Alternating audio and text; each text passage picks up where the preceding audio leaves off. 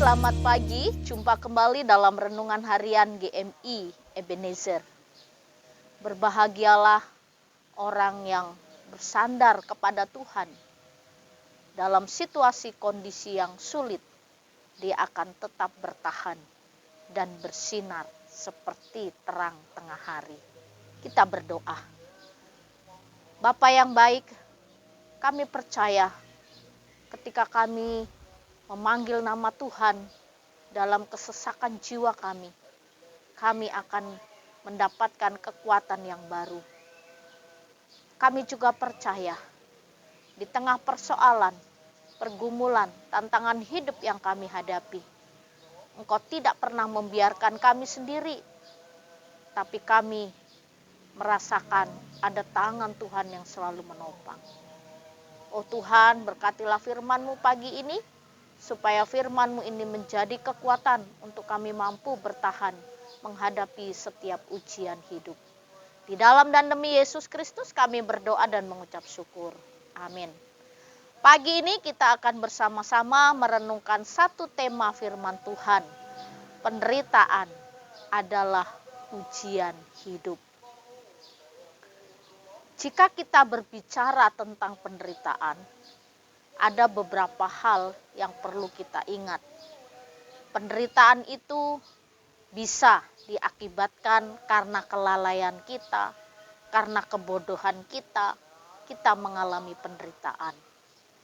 Lalu yang kedua, penderitaan itu bisa didatangkan oleh iblis untuk menguji iman percaya kita. Dan yang ketiga, penderitaan itu bisa datang karena kita hidup orang yang benar. Kita orang benar, hidup dalam kebenaran, tapi harus menanggung penderitaan. Dan penderitaan yang bagaimanakah yang merupakan ujian hidup dalam kehidupan kita? Apakah penderitaan karena kebodohan kita?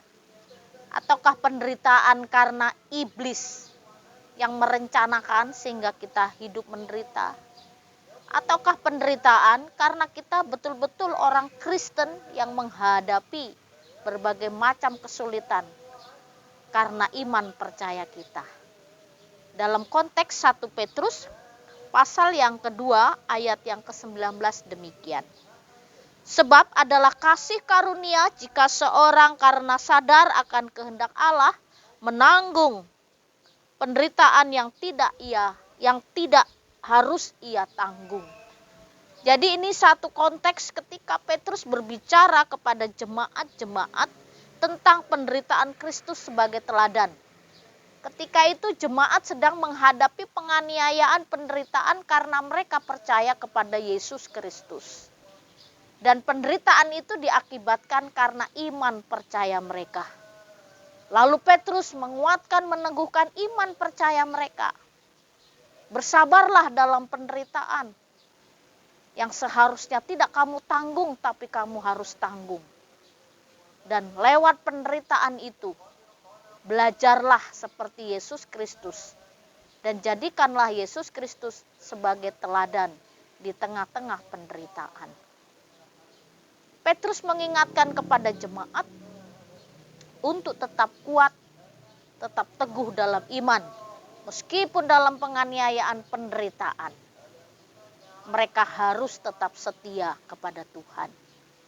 Bapak, Ibu, serta saudara-saudari, pada zaman sekarang ini yang kita hadapi tidak seperti zaman gereja mula-mula. Gereja mula-mula banyak orang Kristen menderita karena imannya.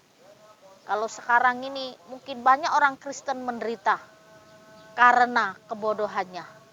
Dan mungkin menderita juga karena ada situasi-situasi kondisi yang lain. Nah, dalam penderitaan kita harus tetap bertahan. Karena penderitaan itu adalah satu proses ujian dalam hidup. Ketika kita mampu melewati segala penderitaan, kesulitan, pergumulan dalam hidup, maka kita akan menikmati situasi yang berbeda. Jadi jika ujian yang pertama kita bisa lewati, ujian yang kedua bisa kita lewati, ujian yang ketiga kita bisa lewati, maka kita akan memperoleh satu berkat yang tidak berkesudahan.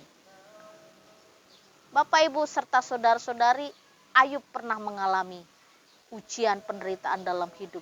Ketika dia bertahan, Tuhan kembalikan segala berkat. Bahkan sampai 4 turunan Tuhan berkati. Kiranya saat ini jika kita mengalami penderitaan karena iman percaya kita, bertahanlah. Jika karena kebodohan kita, bertobatlah. Supaya kita terus menerima berkat Tuhan dan kita boleh merasakan campur tangan Tuhan dalam hidup kita. Ingatlah, penderitaan adalah proses ujian dalam hidup. Ketika kita sedang diproses tidak enak, tapi akhir dari proses itu ada sukacita senantiasa. Kita berdoa. Kami bersyukur untuk proses-proses hidup yang Kau izinkan. Kami percaya kami mampu karena ada Tuhan yang memberi kekuatan. Di dalam dan demi Yesus Kristus kami berdoa dan mengucap syukur. Amin. Selamat pagi, Tuhan Yesus memberkati.